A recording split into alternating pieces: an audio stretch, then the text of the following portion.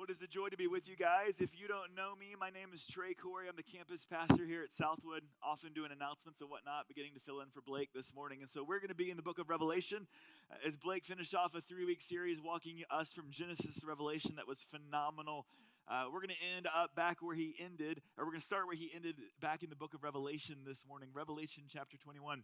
As you guys are turning there, I'll just tell you guys, it was probably the summer after my sophomore year that I had the opportunity to travel Europe. Me and a buddy were going to spend about 3 months in Europe, had an opportunity to study at A&M's campus there in Italy, doing a study abroad deal, and then we were going to travel Europe for about 6 weeks after our study abroad deal. And so for about 3 months in Europe, we probably spent about 3 months throughout the spring semester preparing for that trip. I remember we bought all kinds of travel guides and language guides. We looked into cameras, into clothes, into customs. We looked into all kinds of transportation, from plane tickets to taxis to train tickets to subways. I mean, we spent about 3 months extensively looking in and preparing for what was to come. It frankly was a lot of work that my buddy did while I just kind of let him do all the work, which worked out perfect, okay? But it was an awesome summer. We spent a ton of time and looked forward to that summer. We were so anticipating it, so excited for it. But really what struck me the last week as Blake was wrapping up our series, as he got to Revelation talking about heaven, a couple things struck me. One is this, that talking about heaven in about 2 minutes doesn't really capture what we really got to unpack. And so I thought, well, let's take a morning this week to actually spend a little bit more time thinking about that topic. Spending a little bit of time unpacking that great topic that we need way more than just 2 minutes to fly by. Second thing that kind of struck me as I thought about that topic is often as I thought about Europe, I spent 3 months preparing for a 3-month trip, 3 months of research, anticipating, studying what was going to be a 3-month destination. But really when it comes to the topic of heaven, I think for many of us, we've not spent much time at all thinking about that topic. We've not spent much time at all researching or studying or thinking extensively and deeply about the topic of heaven. For many of us, as we think about heaven and the great afterlife, it's a great unknown. It's a great ambiguous reality for us that we don't know much about. I also wonder if maybe we don't know much about it, we're pretty unclear about it, because if we're honest with ourselves and with others, maybe we're really not that excited about it. It's interesting, a few quotes I want to run by you guys. Here's what a few people have said about the topic of heaven. One person said, eternity is an unending church service. Sorry, worship team. Right? We've settled on an image of the never-ending sing-along in the sky. One great hymn after another, forever and ever, amen. And our heart sinks, forever and ever. That's it? That's the good news? And then we sigh and we feel guilty that we are not more spiritual. Is that you? How about this one? I can't stand the thought of that endless tedium, to float around in the clouds with nothing to do but strum a harp. It's all so terribly boring. Heaven doesn't sound much better than hell. I'd rather be annihilated than spend eternity in a place like that. We all laugh, but as you think about heaven, what is it that you really actually imagine? What is it you actually are thinking about it's going to be like? What I want to do for the next 40 minutes this morning is try to unpack exactly what the scriptures tell us that heaven will be like. For some reason, we do seem to have this view of ourselves as like weird, chubby angels floating around with harps. Like, what is that about, right? How do we get there? I think for many of us, we're ambiguous about heaven, which frankly doesn't help us feel that excited about heaven. And so what I want to do this morning for about 40 minutes is give us a bit more traction and detail exactly as to what the scriptures say heaven will be like. And by the time I think we're done, I think you're going to have a better sense of what heaven will be like as we think about what we're to enjoy and what's to come. I'm going to give you 3 ideas this morning. The first is this, that heaven, as we think about it, is concrete. That heaven will be a concrete reality. Specifically, eternity will be earthly. It will be physical. It will be material. Pick it up in Revelation chapter 21, verses 1 and 2 this morning, where we're going to camp out. Revelation 21, beginning in verse 1 and 2. Notice what John tells us. Then I saw a new heaven and a new earth, for the first heaven and the first earth passed away, and there is no longer any sea. And I saw the holy city, the new Jerusalem, coming down out of heaven from God, made ready as a bride adorned for her husband. First thing that John tells us as we look at Revelation 21, thinking of what the new heavens and the new earth will be, is that it is a concrete reality. It is a reality on earth. That a city comes forth from heaven, but it comes onto earth. That as we think about the new heavens and new earth, as we think about what is to come, the first thing I want us to grasp in Revelation 21 is that what is to come is a concrete, even an earthly reality. It's interesting. Paul Marshall said it this way, that our destiny is an earthly one, a new earth, an earth redeemed and transfigured, an earth reunited with heaven, but an earth nevertheless. For some of you who may know me well, you may know that I'm not really your biggest outdoorsy guy, okay? As I think about Mother Nature and my relationship with Mother Nature, I find that she's kind of a vengeful woman, all right? As I go on a hike, I'm often fond of asking people, like 2 miles up on a hike in Colorado, is the Starbucks like just a few miles up? Like where exactly is it? I kind of more prefer Wi-Fi and indoors. That's just kind of how I'm wired, okay? And so as I think about nature, as I think about the physical, I don't know where you are, but sometimes for some of us, the physical and the earthly isn't as exciting as it is for some of us. And yet as we begin to think about what heaven's going to be, you're going to take the very best of the earthly and imagine it and paint it forward. We'll talk more about that here in a minute. But as we think about the physical, as we think about the earthly, we're supposed to imagine that that's a piece of what is to come. Even more so, that God is going to take the earthly and he is going to renew it. It's going to be earthly because he's going to take what you and I see right now and he's going to renew it, maybe even recycle it. In fact, we're going to see that in a couple different ways. The first is this, in Romans chapter 8, verse 23, the first piece or the first clue that we see that God is going to renew the earthly is what he does with our physical bodies. Romans chapter 8, verse 23 says this, that we groan within ourselves, waiting eagerly for our adoption as sons, the redemption of our body. That as we look forward as to what God is going to do in terms of our own salvation and our own experience in the future, that God is not going to bring just a restoration to our souls and the immaterial aspect of who we are, but he's going to bring about a restoration, a renewal of the very physical beings that we have. That as you look forward to the future, as you think about a new heavens and a new earth, it's not just earthly, but it's going to be physical for you and I because we're going to have a redeemed and resurrected body. And what God is going to do with our physical bodies, what he does with the entirety of the physical creation. Just a few verses earlier, Paul says it this way in Romans chapter 8, verses 19 to 21. For the anxious longing of the creation waits eagerly for the revealing of the sons of God. For the creation was subjected to futility in hope that the creation itself also will be set free from its slavery to corruption into the freedom of the glory of the children of God. That as we begin to think about what heaven will be like, the first thing that you and I have to grasp is that it's going to be a concrete reality.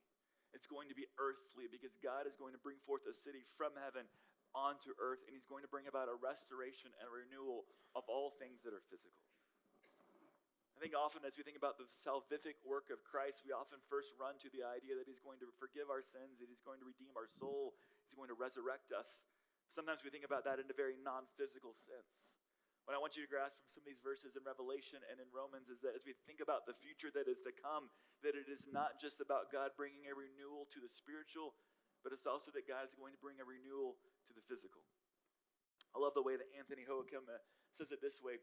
He says, the work of Christ, therefore, is not just to save certain individuals, not even to save an innumerable throng of blood-brought people. The total work of Christ is nothing less than to redeem this entire creation from the effects of sin.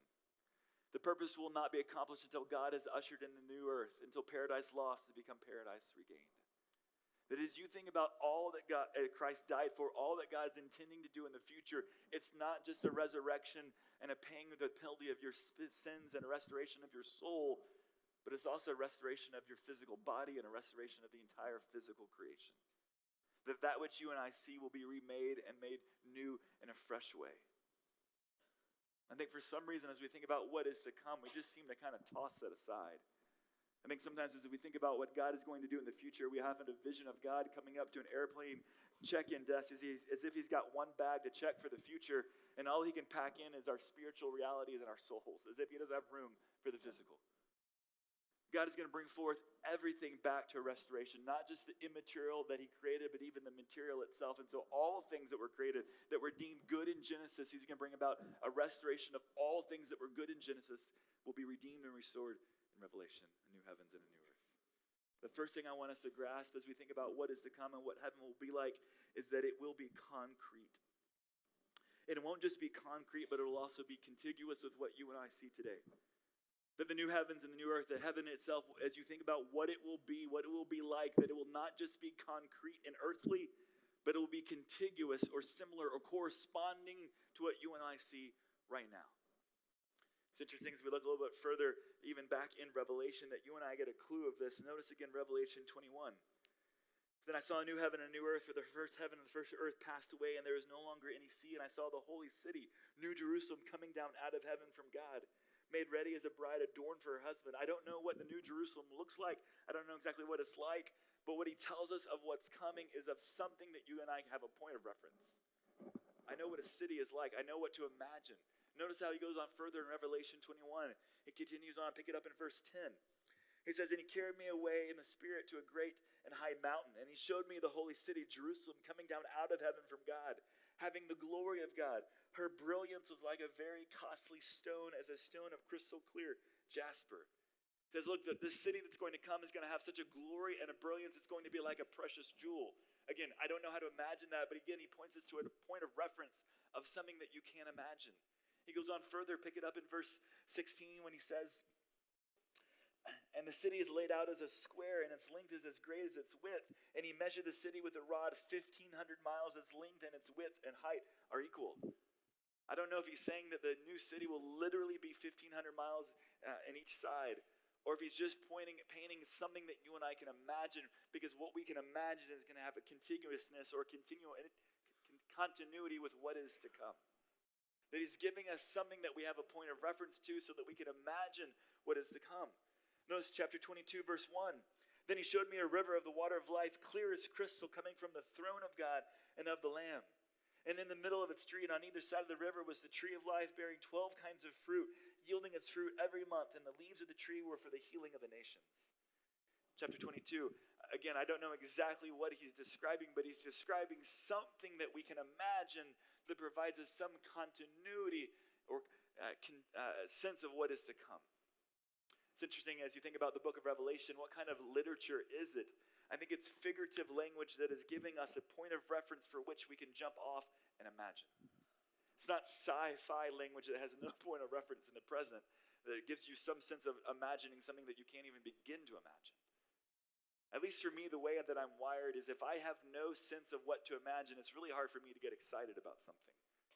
Literally, if I'm going to a foreign country and I have no idea what to expect, I have no idea what to imagine, it's really hard for me to get engaged and get excited when I have no traction with what's coming.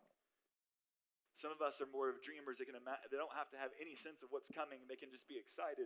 But for some of us, we're kind of wired differently.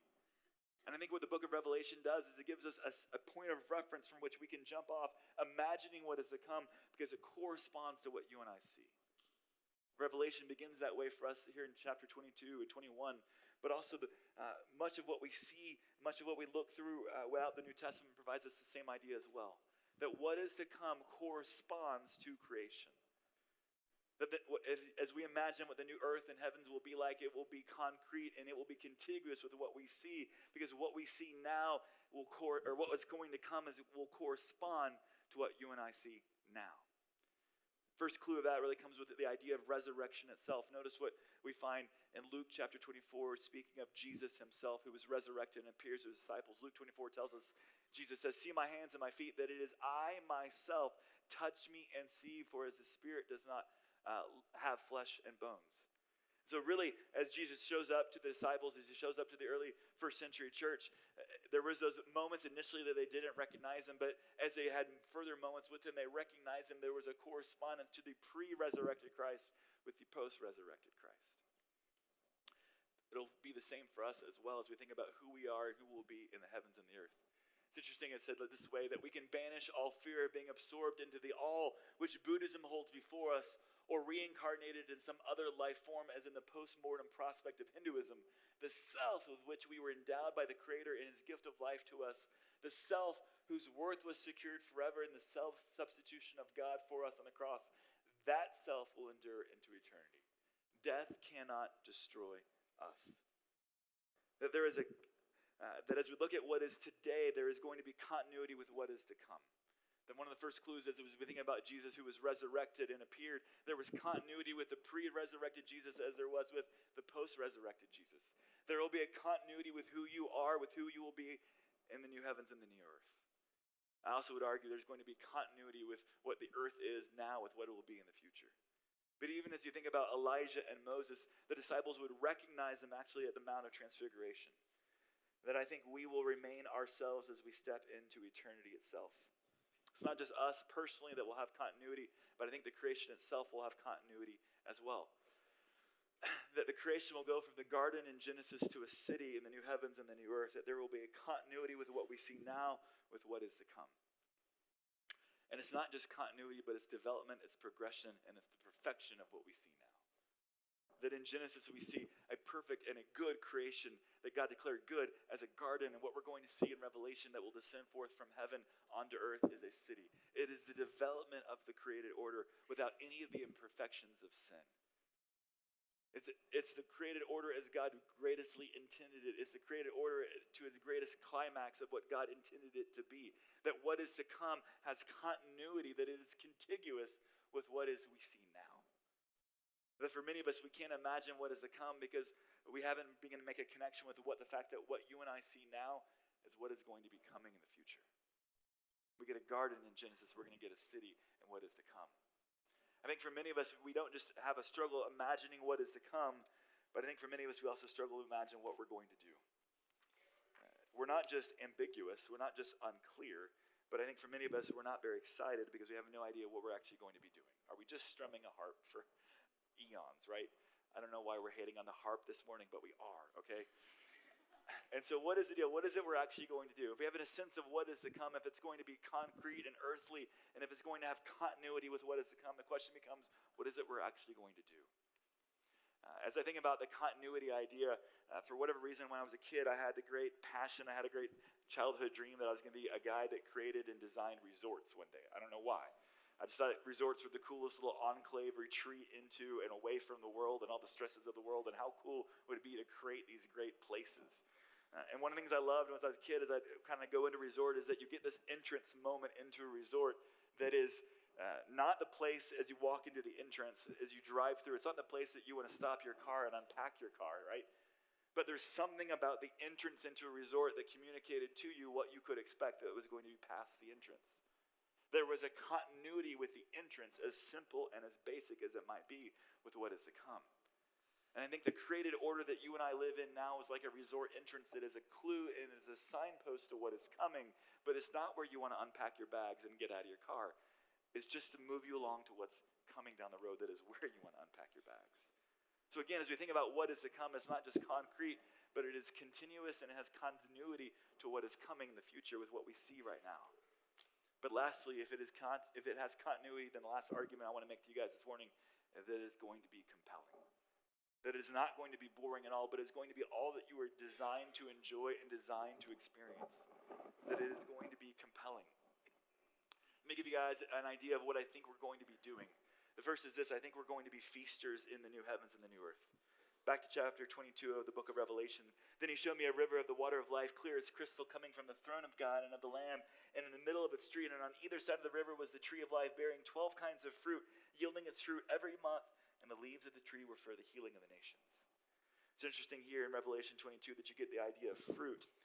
Throughout the scriptures, as they look at what is to come in the future, you get ideas over and over again of feast. I think it's not coincidental that Jesus, even in a post-resurrected self, even though he might have moved through walls of homes, he actually still consumed fish as he sat down with his disciples. I don't know where the fish went. I don't know how that worked, but he still seemed to consume, right? And so I think as we look at the future of what is to come, I think you and I are going to still consume. I think we're going to be feasters. It's interesting. I love this quote.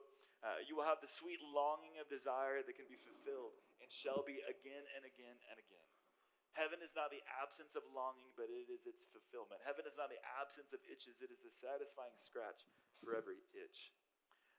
I have a bit of an issue. I don't just fear hunger. I fear the fear of hunger. So I often eat preemptively, okay, before hunger kind of gets a hold of me, all right? So anyone who tries to have a lunch appointment with me, if you want to meet me at 1 o'clock, that's going to be coffee, okay? That's not when I do lunch, because by about 11:30, birth pains of hunger have started, okay? I have to get out in front of that thing, okay?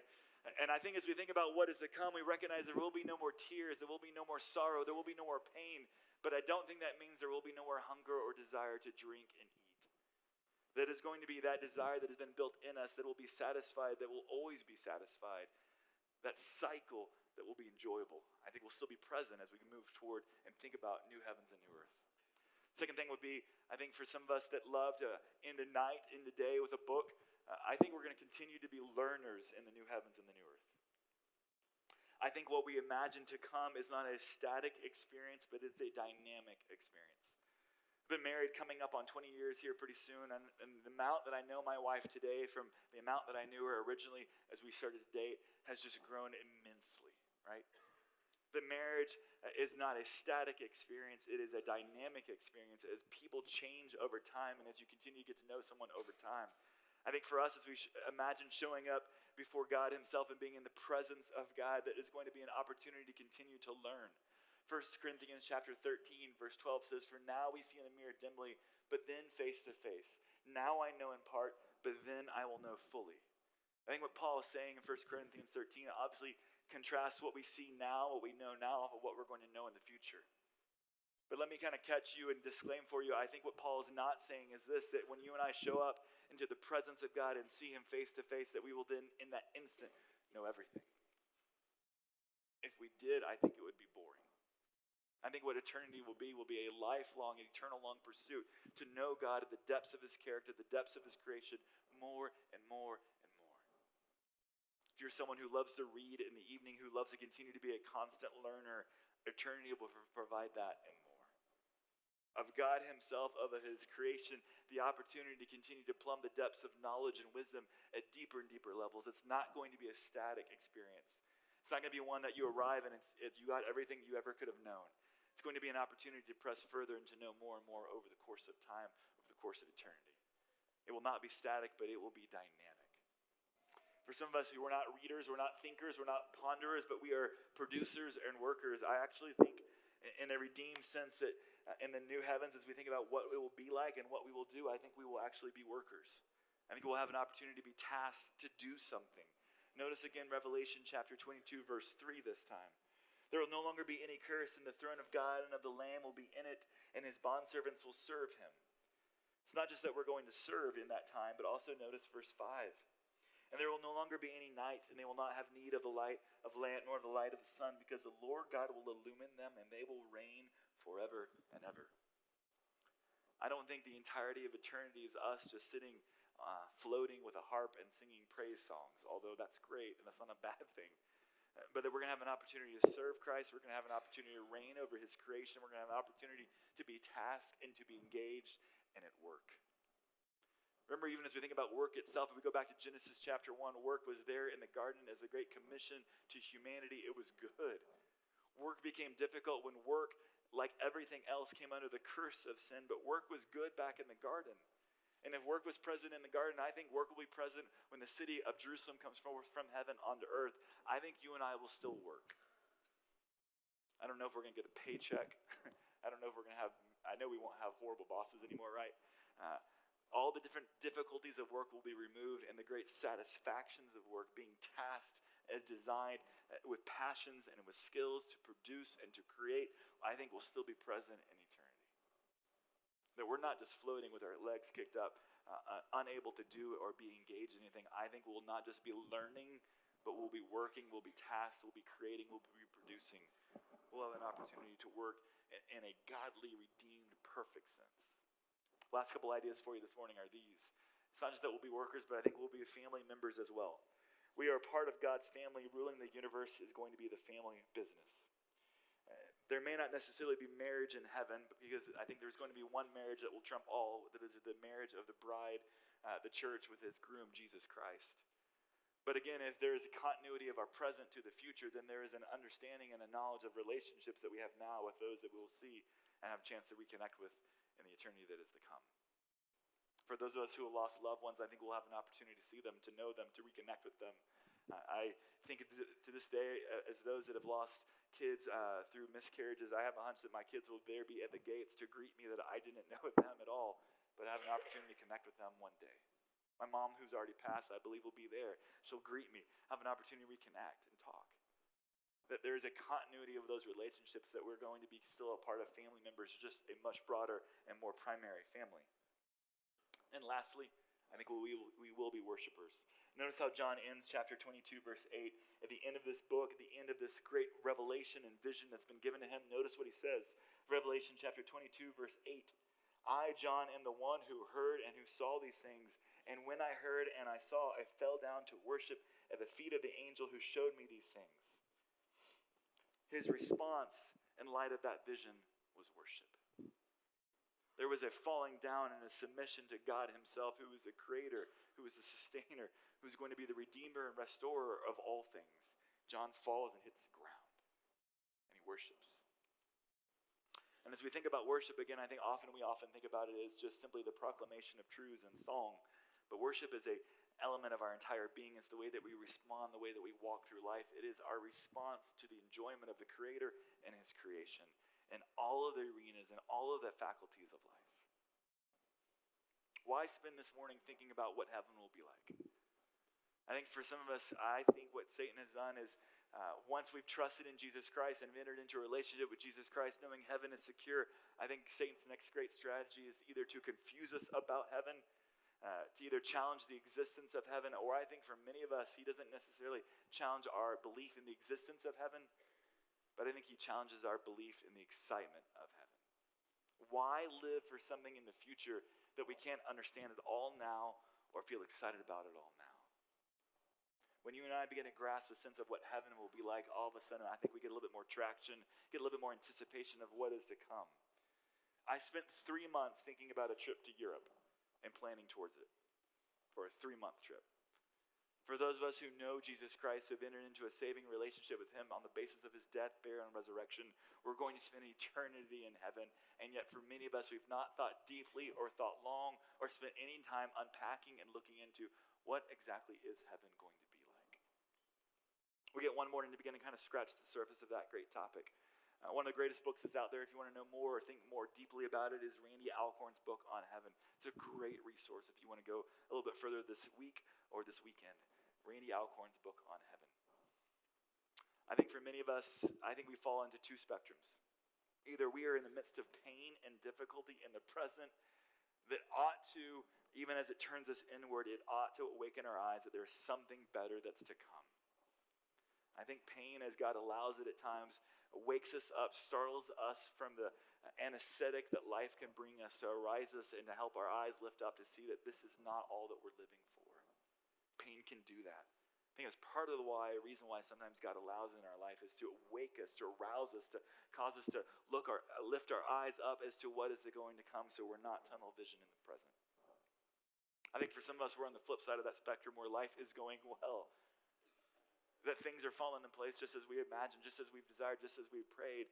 And one of the things I want to do for us, if you're on that end of the spectrum this morning, is remember, again, as great as things are, they do provide a continuity with what is to come. But it's just a preview, it's just a foretaste, it's just a small amount of what is going to come in the future. So may we not place our focus, may we not place our gaze, may we not place our priority in the present, but may we place it in the future of what is to come.